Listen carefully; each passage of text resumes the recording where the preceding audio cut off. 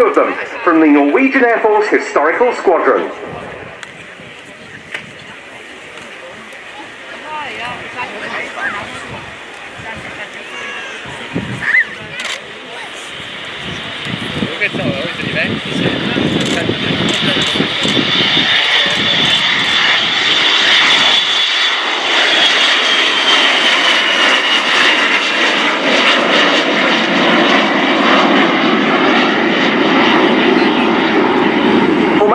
Made up of a two-seat Vampire T-55, the equivalent of the RAF's Vampire T-11, and a single-seat FB-6 fighter bomber.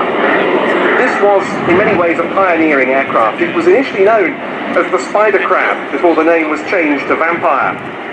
The twin-boom layout that you see here, which is so unusual, was chosen to allow a shorter jet pipe and thereby minimise the loss of thrust from the single engine.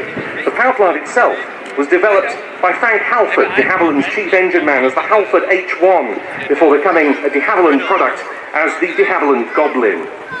It's an aircraft of very interesting construction. De Havilland, of course, had a great deal of experience of wooden aircraft, with the most famous perhaps being the Mosquito, and the Vampire structure is a mixture of wood and metal.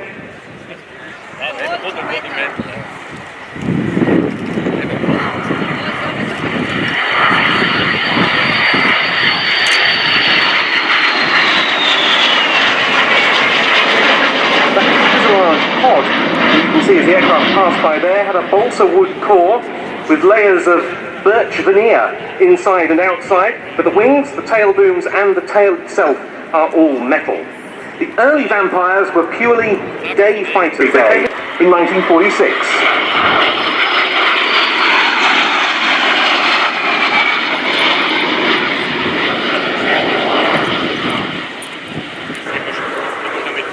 And then, 70 years ago this month, in 1948, the Vampire was involved in one of its most notable feats of all, when Mark III Vampires from number 54 Squadron, which was then stationed at RAF Odium in Hampshire, became the first RAF jets, and by a small margin, the first jet aircraft of all to fly across the Atlantic. They just beat a squadron of US Air Force Lockheed F-80 Shooting Stars in doing so. Once they got to North America, they were the talk of the air display scene that summer, performing solo and formation aerobatic displays at a number of major events. And number 54 Squadron had already formed the RAF's first jet aerobatic team. Another RAF Vampire team from number 16 Squadron, stationed in Germany, used to do formation aerobatics with aircraft like this tied together. It was a brilliant formation aerobatic mount back in its day, if a little lacking in power for some manoeuvres. Also suffering a slight lag in throttle response. The FB-5 fighter bomber Vampire was introduced in 1949. It replaced the earlier Mark IIIs at home, and it served extensively with RAF units as part of the 2nd Tactical Air Force in Germany.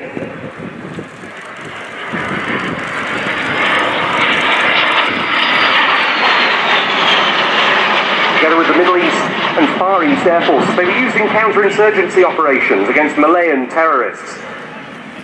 The first two-seat Vampire was a night fighter, the NF-10, which was not a particularly effective aeroplane, but then came the T-11 trainer, which first flew in November 1950. It was the first jet on which RAF pilots gained their wings, because it replaced the North American Harvard at the last stage of the RAF's flying training school syllabus.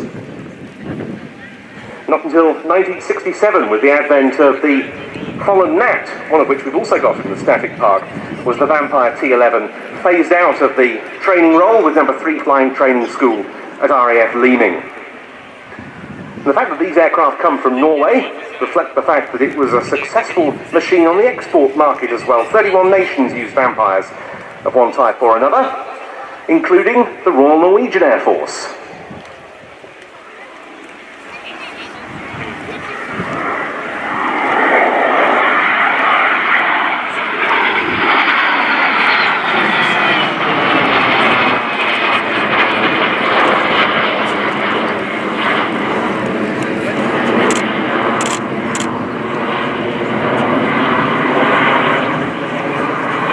62 Vampires. In total, they were used for air defence, ground attack and advanced training duties. And it carried on a long tradition of Norwegian use of British-built fighters, the likes of the Gloucester Gladiator and Supermarine Spitfire, of course, being foremost among them. These are both former Swiss Air Force Vampires, and for this season, the Norwegian Air Force Historical Squadron, which operates them from Rygge, has put them both into RAF markings for the RAF 100 celebrations. The two-seater is in the colours of number 4 Squadron, which operated as part of the British Air Forces of Occupation in post-war Germany.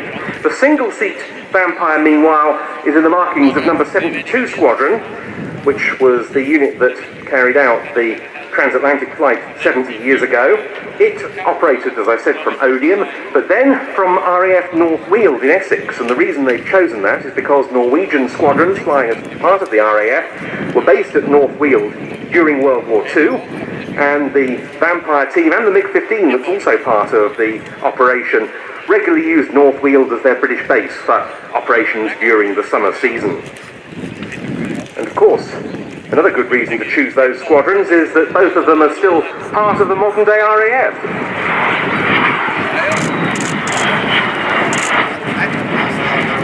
Number 4 Squadron on the Hawk T2 as RAF Valley, number 72 Squadron on the Shorts Tucano as RAF Lindsville News, and both of them are represented in the Static Park this weekend.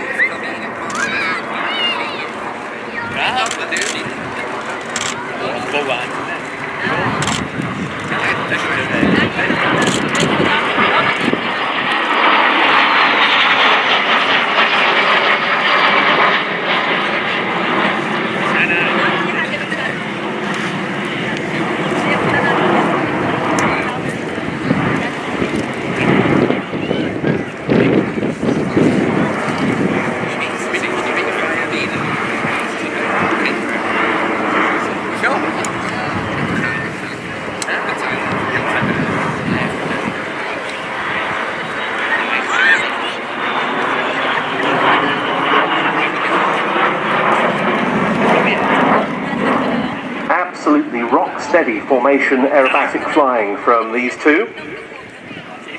This team's been on the circuit since the early 2010s. It's led this weekend by the team's founder, Kenneth Åkvisla. He's got nearly 15,000 flying hours to his name, a lot of those flying commercially for Scandinavian Airlines, but he's now retired to run the historical squadron full-time.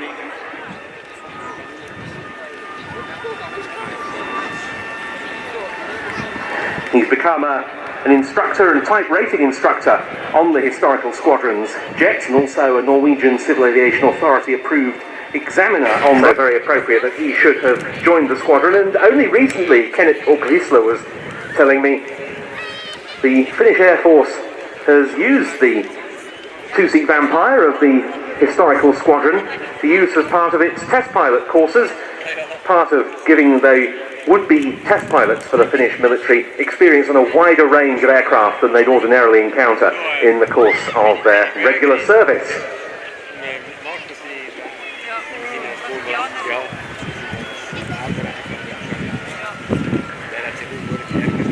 The characteristic whistle of the de Havilland Goblin engine, much in evidence as they touch down.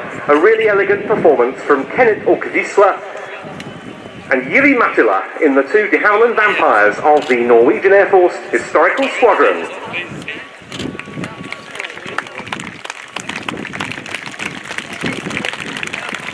Yes, ladies and gentlemen, don't forget that this year's official Air Tattoo Show t-shirts offer a stylish souvenir from your day at the world's greatest air show. Featuring the F-35 Lightning, Red Arrows and RAF 100 logo, they're available in men's, women's and children's sizes and can be purchased from the official merchandise outlets in the service stations and the Vintage Village. And in a special nod to the return of 617 Squadron, don't forget to pick up your Air Tattoo 2018 coin featuring the Lancaster, Tornado and F-35 Lightning. Our commemorative coin celebrates the past, present and future of this most famous of squadrons. Pick yours up from the official merchandise outlets in the service stations and the Vintage Village. And so just to let you know that the Red Arrow signings are on until 4:30 this afternoon.